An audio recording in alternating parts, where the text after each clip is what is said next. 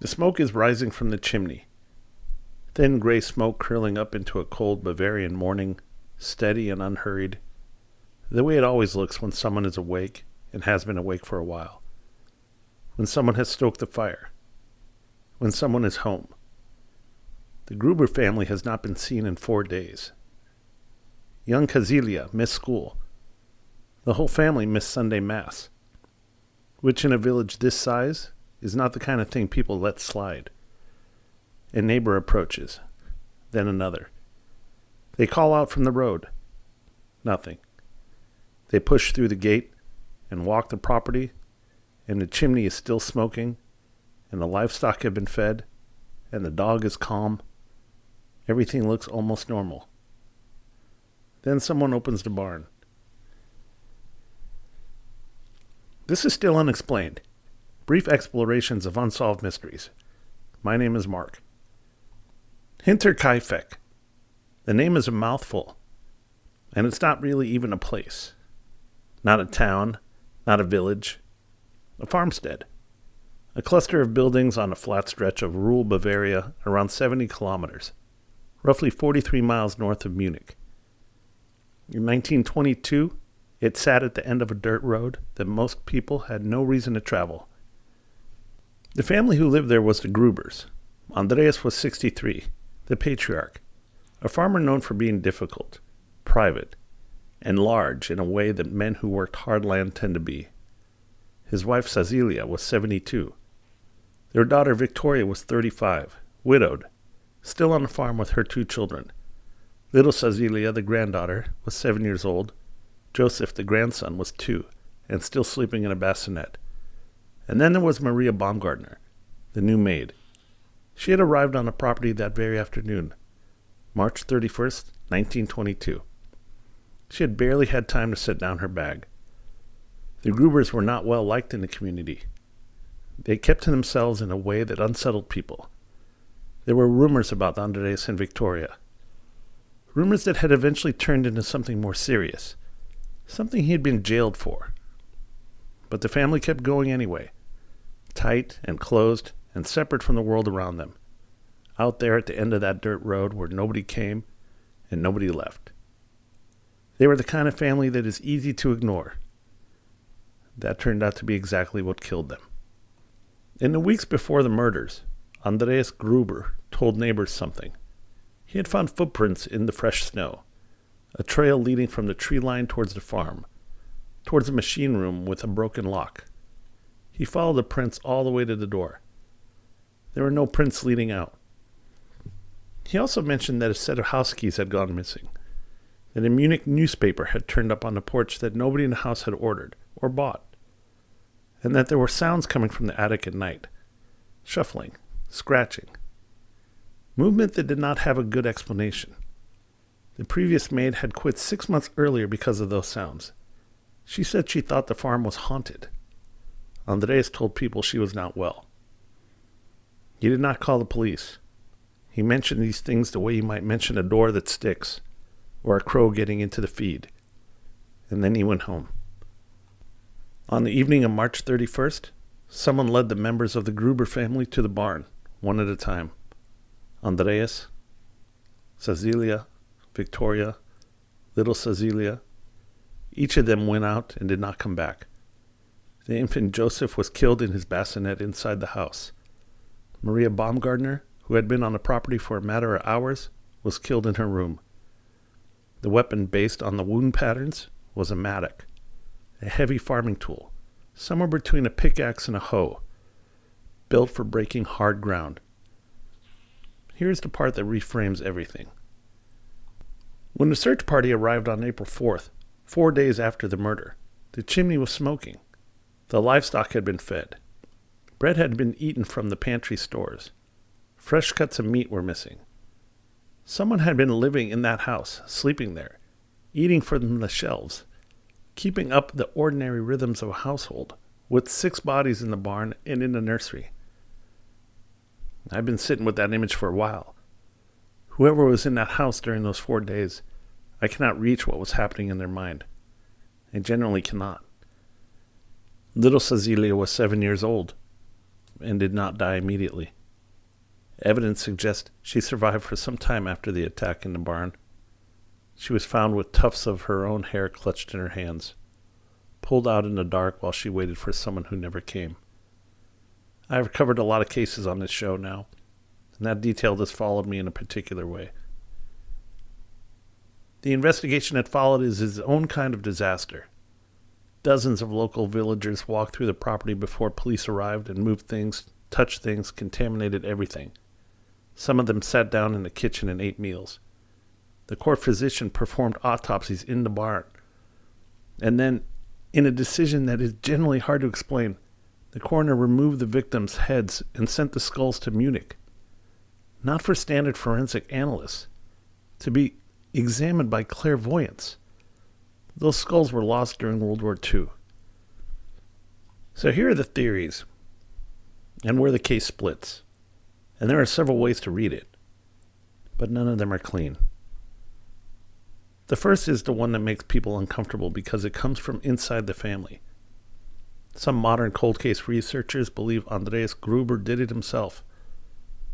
He had documented violence in his history, and he had an obsessive and controlling relationship with Victoria that had already bent her life entirely out of shape.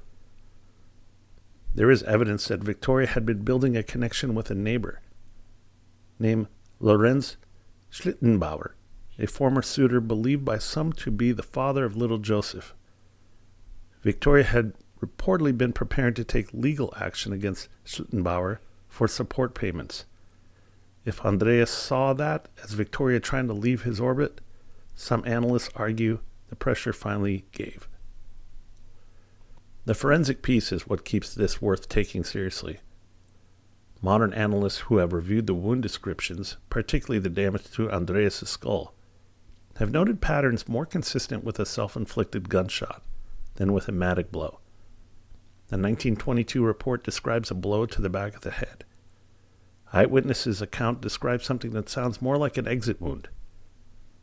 But that discrepancy has never been resolved, partly because of the scene contamination, and partly because the skulls are gone.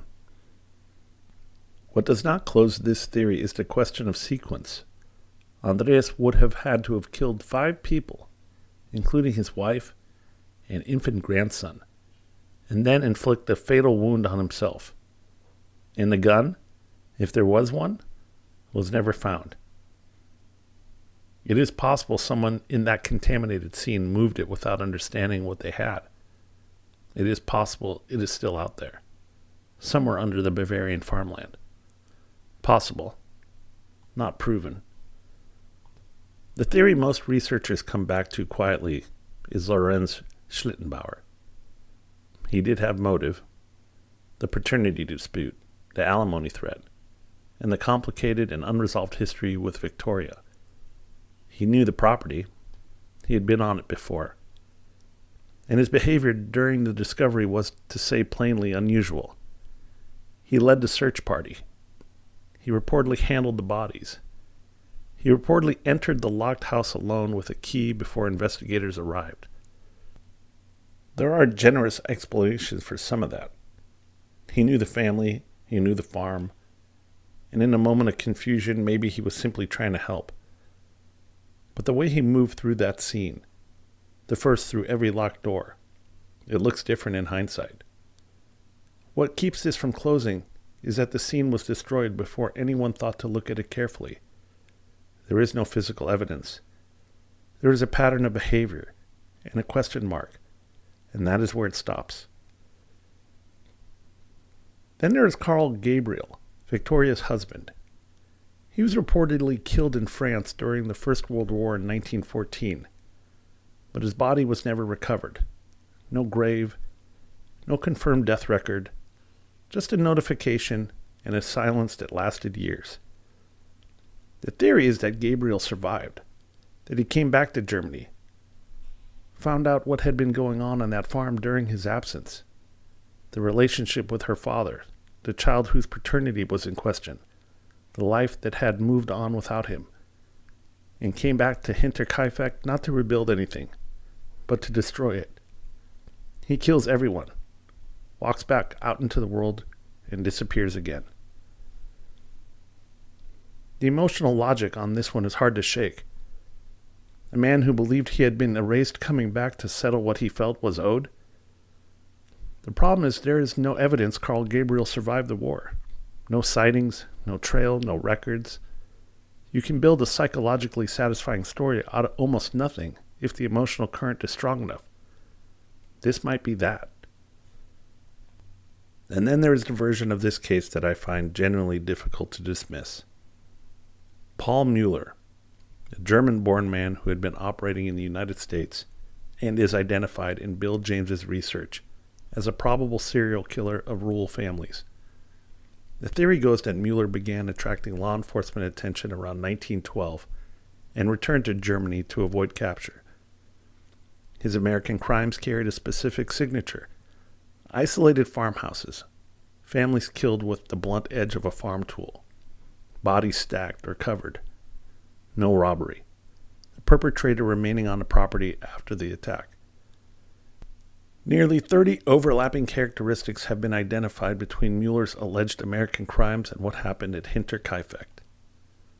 That is not a number you wave away easily, and the proximity to railroad lines matters in this reading. Mueller, according to this theory, selected targets he could reach and leave by train, moving through communities without drawing attention. What makes this hard to settle is an obvious problem. Mueller was never formally charged with anything. His identity was never established with certainty. The evidence connecting him to any specific crime in America or Germany is largely pattern-based. Patterns are compelling, but they're not proof. I will say this much. Of all the theories, this is the one that sits with me differently. Because if Mueller is real, if the pattern is what the researchers suggest, then Hinterkaifeck was not personal. It was not about the Gruber specifically. It was about a farmhouse at the end of a dirt road with a broken lock, and a family that nobody would notice missing right away. That is a different kind of horror than the others. The smoke is still rising from that chimney. I keep coming back to it. Someone warm and deliberate moving through a house full of the dead, feeding animals, eating from the pantry, keeping up the appearance of an ordinary life for 4 days. Whatever was happening in that person's mind, I cannot reach it. In 2007, police academy students at Fellbrook applied modern forensic methods to the original case files. They narrowed the suspect field significantly, and they even identified a main suspect. But they've never released the name, out of respect for that person's living descendants. The farm was demolished in 1923. A small roadside shrine stands where it used to be. The skulls are lost. The mattock was never definitively traced.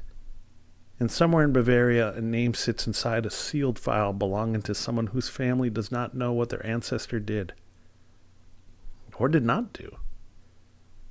That's the thing about Hinterkaifeck. Even the conclusions feel like they're standing on unsteady ground. And that's where we'll have to leave it. Still Unexplained is created and hosted by me, Mark Evanoff. You can find the show and episode previews at www.stillunexplained.com. Please follow wherever you listen, leave a rating or review, and share it with someone who would appreciate it. I'll see you next time. Thanks for listening.